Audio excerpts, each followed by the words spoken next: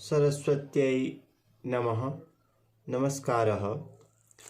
अद्य अध्यापन समये भवतां सर्वेषां हार्दिक स्वागतम् अभिनन्दनम्। अहं CS पाण्डेयः। अद्य अस्माकं विषयः वर्तते सेमुसी प्रथम भागः। प्रिय बच्चों, अपनी किताबें खोलें। आज हम स्वर्णकाकः पाठ का अभ्यास करेंगे। स्वर्णकाकः अर्थात सोने का कौवा। यह पाठ श्री पद्म शास्त्री द्वारा रचित विश्व कथा शतकम नामक कथा संग्रह से लिया गया है। इस कथा में एक सुनहरे कौवे और दो बालिकाओं के मध्य से ईमानदारी एवं लोभी प्रवृत्ति के दुष्परिणामों एवं सुपरिणामों को समझाया गया। अर्थात ईमानदारी के अच्छे परिणाम और लोभी प्रवृत्ति के बुरे परिणाम। बच्चों, पाठ को ध्यान से सुनो और समझने की कोशिश करो। कृपया पढ़ते समय जिन शब्दों को पढ़ा जा रहा है वहाँ उंगली या पेन लगाएं। आदर्श वाचनम। पुरा कस्मिंश्चिद ग्रामे एका निर्धना वृद्धा स्त्री न्यवसत्। तस्याश्चैका दुहिता विनम्रा मनोहरा चासीत्। एकदा माता स्थाल्यां तण्डुला निक्षिप्य पुत्री मादिदेश। सूर्यातपे तण्डुलान् खगेभ्यो रक्ष। कञ्चित् कालान्तरम् एको विचित्रः काकः समुड्डीय तामुपजगाम। पास आया।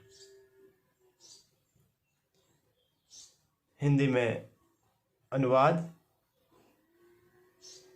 और काठिन्य निवारण। कठिन शब्दों का अर्थ सरल भाषा में ध्यान से सुनेंगे। पूरा प्राचीन काल में पहले कस्मिंश्चिद किसी गांव में, ग्रामे गांव में, एक निर्धन वृद्धा बूढ़ी स्त्री न्यवसत निजमा अवसत न्यवसत रहती थी। तस्याश्चैका उसकी एक दुहिता बेटी विनम्र मनोहरा सुंदर चासी थी। एक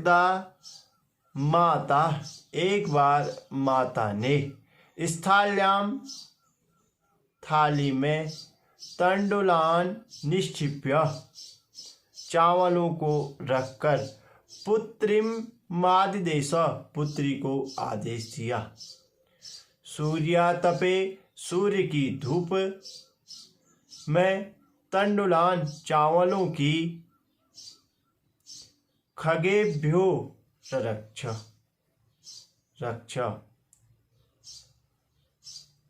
पंछियों से रक्षा करना। कंचित कालांतरम, कुछ समय के पश्चात,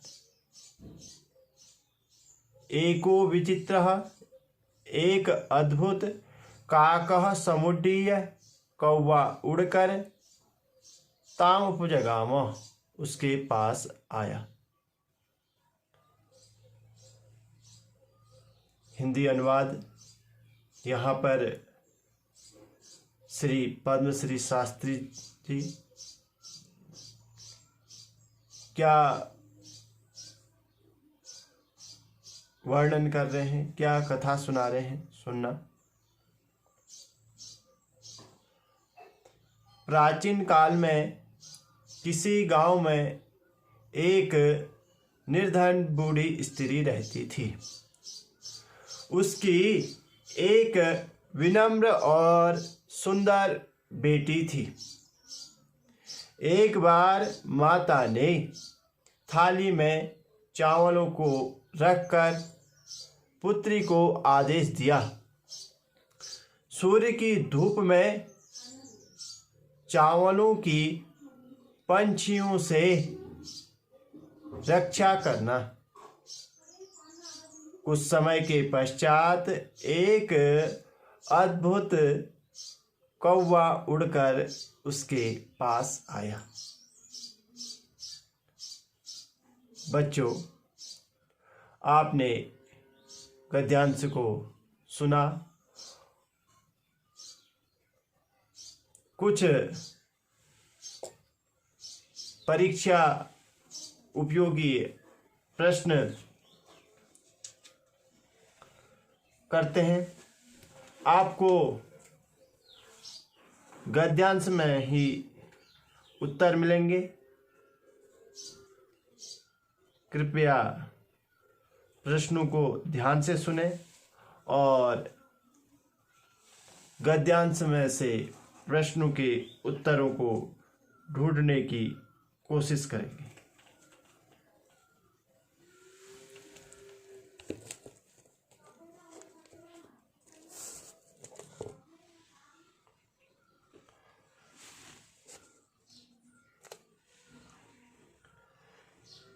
एक पदेन उत्तरत। क वृद्धा स्त्री कुत्र न्यवसत। उत्तर है ग्रामे। माता काम आदिदेश। उत्तर है पुत्रीम। ग तंडुलान केभ्यः रक्षितुं कथितः। उत्तर खगेभ्यः। घ तत्र कः समुड्डीय तामुपजगाम। उत्तर काकः। पूर्णवाक्येन उत्तरत्।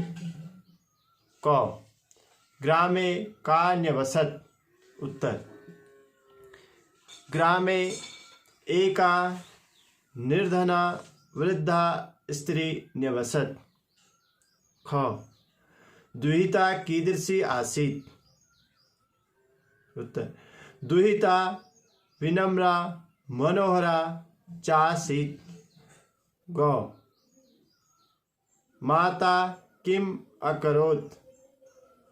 ग उत्तर माता स्थाल्यां तंडुलान् निक्षिप्य पुत्रीम् आदिदेश। घ कंचित कालांतरम किम अभवत्। उत्तर कंचित कालात् अनंतरम एकः विचित्रः काकः समुड्डीय ताम उपजगाम। निर्देशानुसारम उत्तरत् निक्षिप्य इति पदे कः प्रत्ययः। लेप प्रत्यय, लेप प्रत्यय का क्या शेष रहता है? यो शेष रहता है। मनोहरा इति पदम कस्य विशेषणम। यहाँ पर विशेषण पूछ रहा है, तो यह भी गद्यांश में है। दुहितायः विशेषण को मैंने आपको समझाया था, आपको एक उदाहरण बताया है जिससे आपको ढूंढने में आसानी होगी। जैसे अच्छा आदमी सभी जगह सम्मान पाता है। इस उदाहरण से आप विशेषण और विशेष्य को आसानी से ढूंढ सकते हैं। ताम्प जगामो इति क्रियापदस्य कर्ता कः, यह भी आपको गद्यांश में मिल जाएगा। तो वहाँ पर इसका आंसर मिलेगा, वहाँ पर है काकः। गद्यांश में ढूंढने की कोशिश करेंगे। माता इति पदस्य किम विलोम पदम अत्र प्रयुक्तम। विलोम शब्द भी पढ़ाए थे आपको। विलोम शब्द कई प्रकार से होते हैं। यहाँ पर आपको अपनी गद्यांश में से ही इसका उत्तर ढूंढना है। तो यहाँ पर माता शब्दस्य विलोम पदम एव अस्ति पुत्री दुहिता। बच्चों, गृह कार्य आपको इस गद्यांश को पढ़ना है। इस गद्यांश के प्रश्न उत्तर अपनी लेखन पुस्तिका में लिखें। धन्यवाद। आपको अच्छा लग रहा है तो अपने मित्रों तक पहुंचाइए।